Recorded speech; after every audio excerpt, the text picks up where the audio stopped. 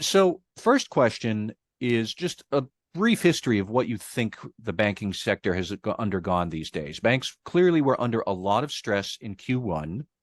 So, what sort of disclosures or data did you look for when you were reading their financial statements, either then or even in Q2? Like, what were the biggest risks and what were the best metrics to understand those risks? That's a great question. And I'd like to maybe frame it out as before and after the Silicon Valley Friday event.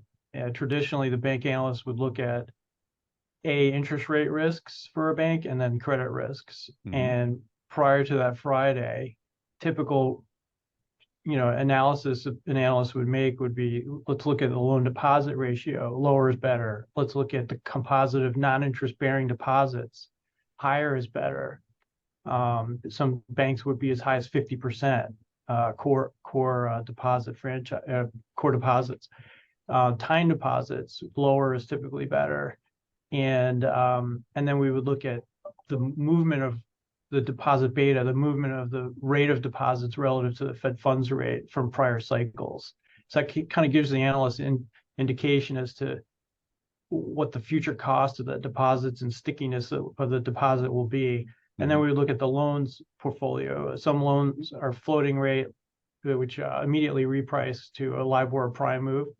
And then some are more skewed to a fixed rate, like a mortgage or a commercial real estate. And that has a lag effect. So you can sort of frame out what, modeling your net interest margins in the next 12 months and next 24 months, if you will. And then we would look at cash positions and security sizes as well as duration. So I like the gap table analysis that you get in the 10Ks. After Silicon Valley, it was a total game changer. We were looking at stats that analysts never looked at before, such as duration of securities book, like in detail, level of uninsured deposits over 250,000 or greater.